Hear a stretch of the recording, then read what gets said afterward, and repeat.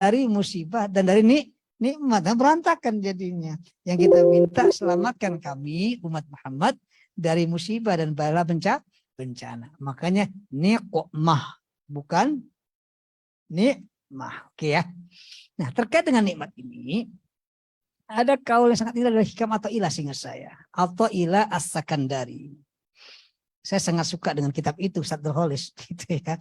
Kalau kita di pondok itu ngaji kitab itu soalnya, dan sangat luar biasa kitab itu. Saya alhamdulillah ketika ke Mesir tahun 2019, saya memproses muadalah pesantren PDF yang di Indonesia itu, ketemu dengan Sekjen Al-Azhar, tapi bukan grandnya ya, tapi sekjennya. Setelah acara selesai, kemudian saya bertemu dengan Habib Ali Al-Jufri di sana, di Muqattam. Tapi saya sempat mampir dan ziarah ke makamnya Syekh Athaillah As-Sakandari. Ketika saya situ ziarah itu Jumat, saya ingat betul hari Jumat. Habis sholat Jumat saya mau pamit, mau keluar, mau pulang kembali ke Qahirahnya, kembali ke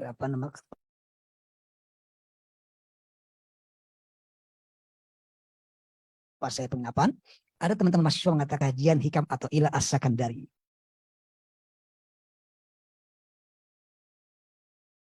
Siapa menyampaikan? Syekh Muhana. Masya Allah. Kita ngaji,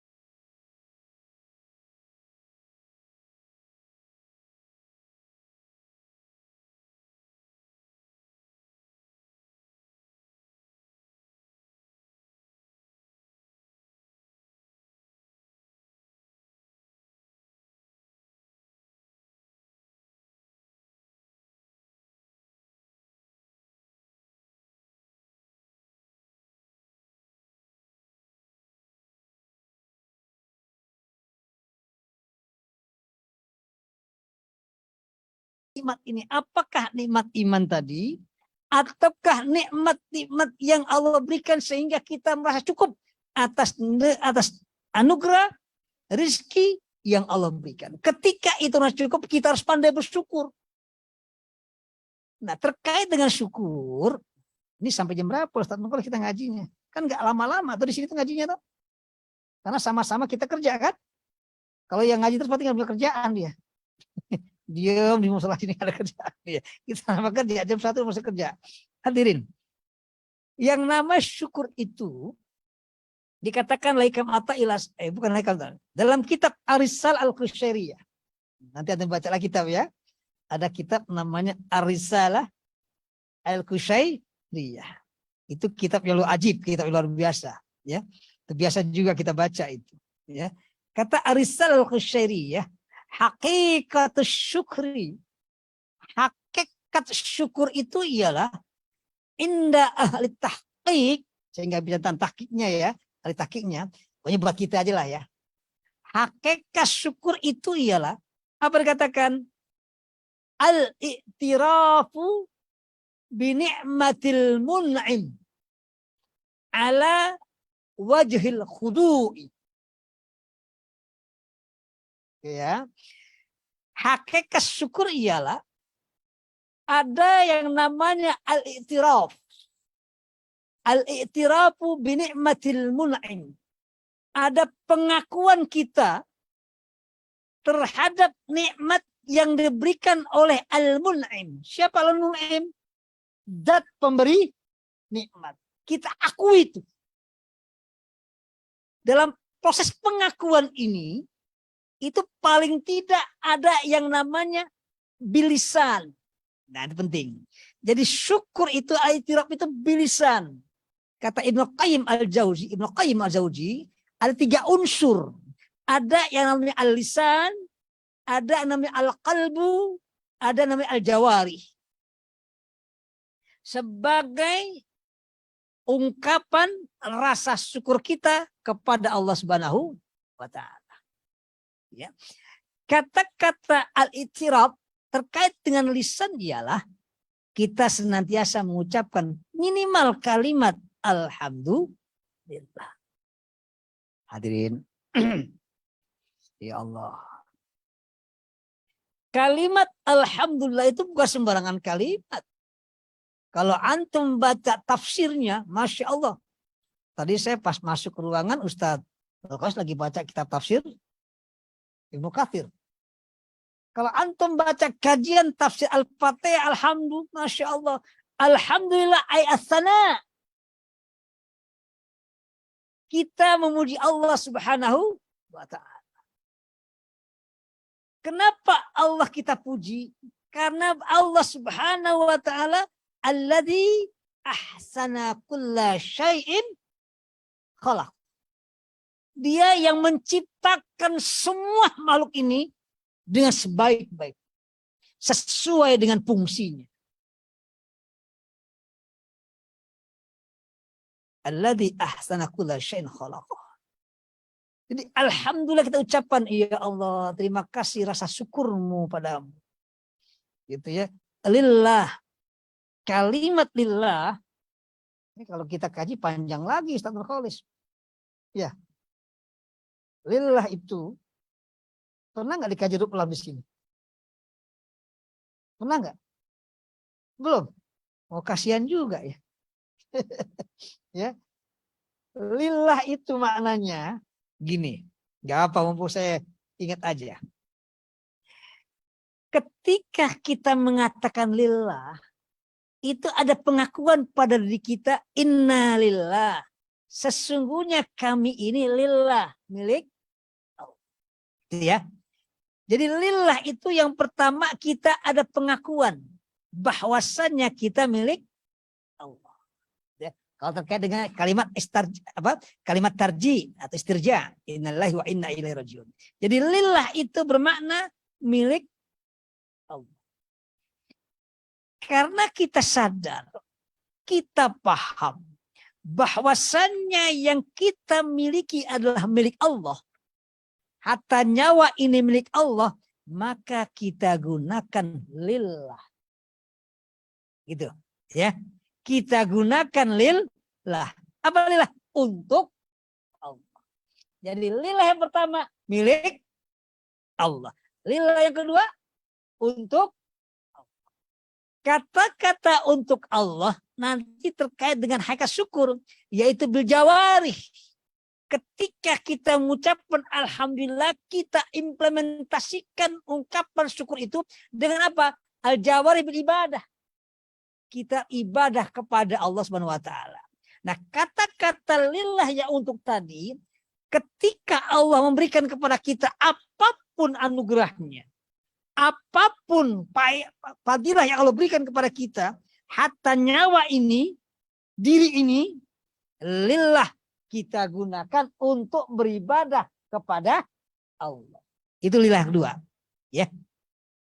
Untuk Allah.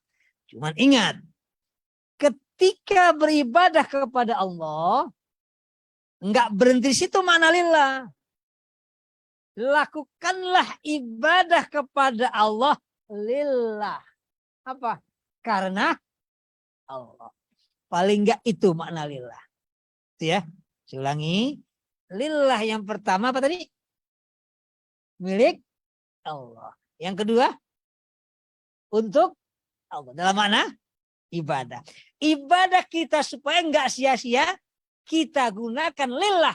Karena kalau enggak lillah karena Allah, namanya sia-sia. Karena begini. Ini kemana-mana ngajinya. Kalau pakai kitab enak. Ya, gini hadirin. Kita sering mengatakan namanya amal soleh toh. Amal soleh. Amal soleh. Kata-kata soleh itu buat kita nih, ya, amal soleh buat kita itu akan terasa manfaatnya kalau lillah tadi, untuk Allah dan karena Allah. Jadi gini.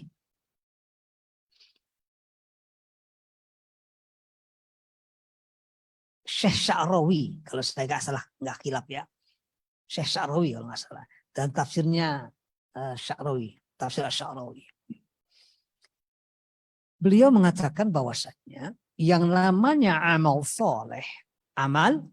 soleh itu dua. Ada salihun dunyawiyun. Ada salihun ukhrawiyun. Ya, ini konteks ibadah kita. Informasi tentang syukur tadi. Mereka yang tidak beriman kepada Allah dan Rasulnya, amal baik yang mereka lakukan dalam makna bahasa itu disebut dengan amal. Ya, contoh, ada nggak orang non Muslim yang tidak beriman pada Allah dan Rasulullah SAW itu berbuat baik? Banyak kah? Non Muslim tapi dia berbuat baik. Dia sedekah ngasih orang, membantu fakir, miskin. Amal soleh nggak itu? Mas, amal soleh nggak? Halo, amal soleh nggak? Orang-orang yang melakukan kebaikan meskipun mereka tidak beriman pada Allah dan Rasulullah SAW, perbuatannya baik, soleh nggak amalnya? Soleh. Dia bantu fakir miskin, soleh amalnya. Tetapi amal soleh mereka itu namanya solihun dunyawiyun. Amal soleh yang berhenti di dunia saja. Tidak berimplikasi, tidak membawa manfaat nanti di yaumil qiyamah. Gitu loh. Ya. Tidak membawa manfaatnya. Berhenti di dunia, selesai. Kalau kita yang beriman kepada Allah dan Rasulullah SAW, itu amal soleh kita bisa dua. Bisa solihun dunyawiyun, bisa solihun ukhrawiyun. Solihun dunyawiyun, kenapa? Bisa jadi amal soleh kita berhenti hanya di dunia. Kenapa? Karena amal ibadah kita, amal soleh yang kita lakukan tidak lillah karena Allah. Artinya apa? Tidak mendapatkan pahala. Supaya amal ibadah kita mendapatkan pahala sisi Allah, supaya menjadi salihun ukhrawiyun, maka dibutuhkan yang namanya niat karena Allah. Begitu. Jelas ya? Itu hadirin. Nah, ketika kita bicara syukur tadi, karena saya katakan al-i'tirafu binikmatil mun'im, pengakuan terhadap nikmat dari zat pemberi nikmat itu adalah dengan lisan kita. Alhamdulillah. Ungkapan kalimat alhamdulillah, iktiraf kita itu kalau kita lillahi ta'ala, karena Allah subhanahu wa ta'ala, bukan karena faktor yang lainnya, betul-betul murni, khalisun, ikhlas lillahi ta'ala, maka berimplikasi sampai yaumil kiamat. Mendapatkan pahala. Itu ya. Oke. Setelah itu ada kata-kata al-jawarih tadi. Al-jawarih itu apa? Kita ini pengen. Jadi yang nama syukur itu nggak berhenti di itiraf saja. Tapi fisik kita, jawarih kita itu al-khudu'. Mari katakan ala wajhil khudu'i. Dengan penuh ketundukan kepada Allah Subhanahu wa ta'ala. Kata-kata tunduk itu bermakna taat. Mereka-mereka yang pandai bersyukur, makanya mereka juga pandai taat kepada Allah Subhanahu wa ta'ala. Menjadi hamba Allah yang muti, yang taat. Nanti antum searching di Google. Enggak apa-apa, tapi hati-hati jangan link sembarangan ya. Link-link yang bisa dipertanggungjawabkan. Link-link yang apa namanya? Yang ya akuntabel lah ya. Tanggung jawaban secara keilmuannya. Ya, gini. Satu saat Rasulullah SAW itu ketika bermalam di rumahnya Aisyah radhiyallahu anha. Rasul mengatakan begini, ya Aisyah, lagi berbaring sama Aisyah gitu ya. Rasul mengatakan, ya Aisyah, aku izin ya, aku ingin sholat malam hari ini. Aisyah mengatakan, ya Rasulullah, aku ingin berdekat dengan dirimu. Rasulullah izin lagi, Aisyah, aku ingin ya Allah, ingin sholat malam hari ini. Singkat cerita, Rasulullah sholat malam. Rasulullah menghampiri kirbat, apa semacam bejana tempat air untuk wudhu. Beliau wudhu, habis wudhu, Masya Allah hadirin. Habis wudhu ketika beliau sholat, digambarkan sana. Dari mulai awal sholatnya, rukuknya, sujudnya, sampai akhir sholatnya, beliau mencucurkan air matanya. Lama sholatnya. Mencucurkan air matanya. Sampai menjelang subuh, akhirnya Bilal bin Rabah mengabarkannya, Rasulullah, waktu subuh hampir tiba. Rasulullah selesai sholat, mau siap-siap berangkat. Aisyah bertanya kepada suaminya, Rasulullah, ya Rasulullah, apakah seperti itu kau melakukan? Bukankah dosa-dosamu sudah diampuni Allah yang terdahulu banyak kemudian? Apa ya Rasulullah? Ya Aisyah, afala akuna abdan syakuro? Apakah aku nggak boleh menjadi hamba Allah yang syukur? Syakur, Rasulullah mau disebut syakur. Hamba Allah yang pandai sehingga menggambarkan itulah al-jawari yang teraktualisasikan dalam bentuk ibadah. Orang-orang kayak kita insya Allah yang usia rata-rata di atas 30. Antum kan rata 30 tuh. Ada nggak 12? Yang ada 20 ada kan? Rata 30. Saya 54. Sudah tua juga saya. Saya ingin mengatakan orang-orang seperti kita ini, kalau bisa diperbanyak ibadah-ibadah seperti itu, sebagai ungkapan rasa syukur kepada Allah SWT. Bukan berhenti pada ibadah fardu. Tingkatkan ibadah kita sampai ibadah an-nawafil. Ibadah sun. Ada ulama mengatakan, saya lupa siapa namanya, tapi ada qaul mengatakan begini. Bila engkau ingin mengetahui, bila engkau ingin tahu sejauh manakah tingkat keikhlasan seseorang dalam beribadah kepada Allah, lihatlah seberapa banyakkah ibadah sunnah yang dilakukan. bukan ibadah sunnah yang dilakukan. Saya ingin mengatakan bukan begini, jangan terbalik pemikirannya. Kalau gitu nggak wajib lah, gue yang sunnah-sunnah aja. Salah. Saya ingin mengatakan orang-orang yang ikhlas luar biasa itu tidak berhenti pada ibadah wajib, tapi ditambah dengan ibadah sunnah. Itulah ungkapan syukur kita yang udah kepala 3 ke atas ini. Makanya qabliyahnya, ba'diyahnya, salat malamnya, salat sunnah fajarnya, Masya Allah lakukan itu. Dan masih banyak ibadah sunnah yang bisa kita lakukan. Sebagai apa? Bentuk al-jawarih tadi. Ibadah kepada Allah. Ya. Yang terakhir, al-qalbu bil musyahadah. Hati kita musyahadah. Menyaksikan di mana-mana Allah itu ada. Artinya begini. Ketika kita dimanapun. Dan saat kapanpun kita berada. Kita meyakini bahwasanya Allah itu bersama kita. Ya. Jadi kita menyaksikan. Hadirin. Orang-orang yang sudah musyahadah itu persis sebagaimana digambarkan dalam satu asar, satu qaul ya. Rasul mengatakan ini, ittaqillah haitsu ma kunta. Tapi ada lagi qaul satu asar, satu hadis juga dalam kitab Nasul Ibad dikatakan apa? Ittaqillah bisirri wal alaniyah. Takwalah kalian kepada Allah baik dalam keadaan sendirian, sunyi maupun dalam keadaan ramai. Yang repot kayak kita itu bertakwa itu kalau lagi sepi. Kalau sendirian. Biasanya kalau sendirian orang nggak kenal kita, kemaksiatan muncul. Tapi kalau banyak orang kita makanya hati-hati. Hati-hatilah dalam kesunyian. Atau hati-hati dalam kondisi di mana tidak ada orang mengenal diri kita. Kita asing di situ. Potensi untuk bermaksiat itu tinggi. Karena kita mengatakan nggak ada yang kenal ini. Hati-hati.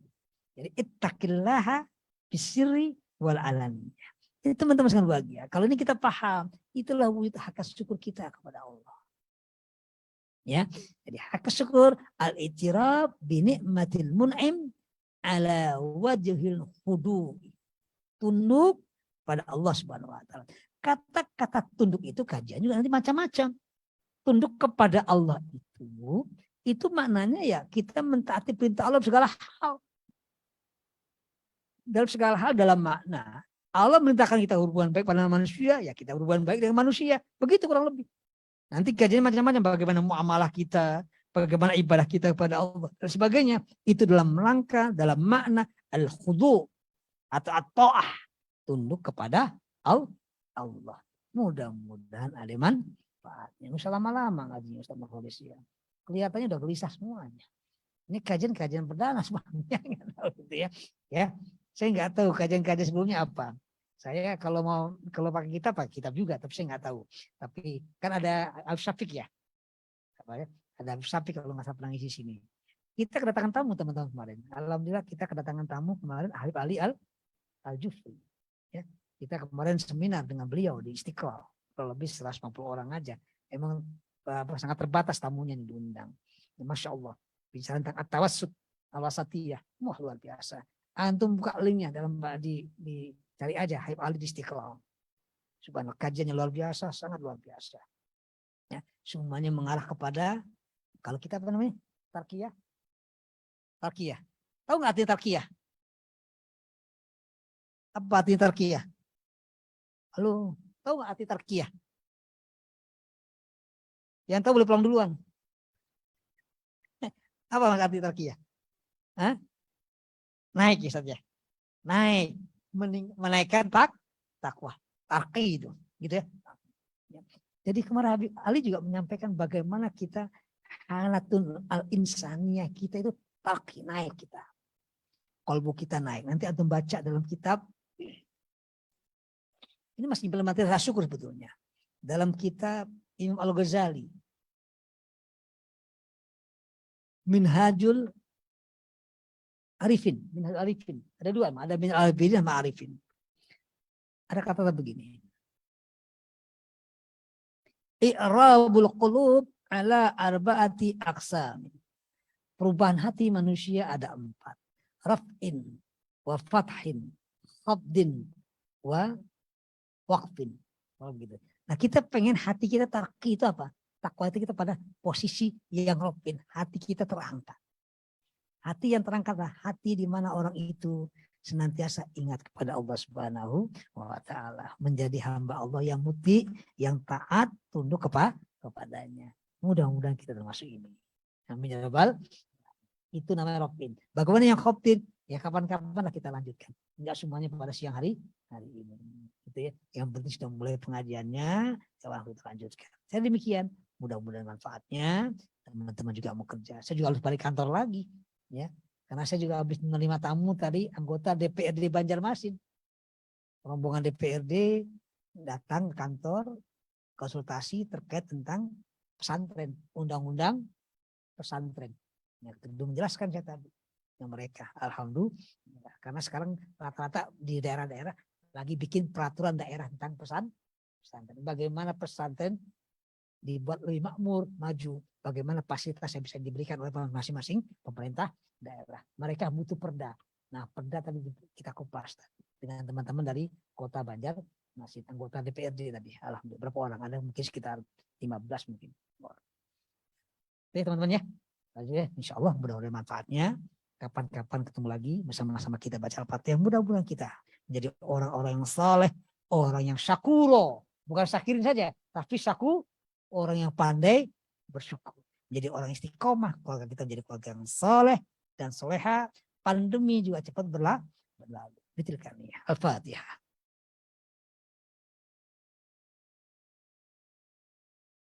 Mohon maaf. Kita dengan doa manis. Subhanakallahumma. Akhirul kalam. Wallahu muwaffiq ila aqwamit thoriq. Wassalamualaikum warahmatullahi wabarakatuh. Ya cukup kan? Dari sini kan biasanya? Kita sampai jam 3.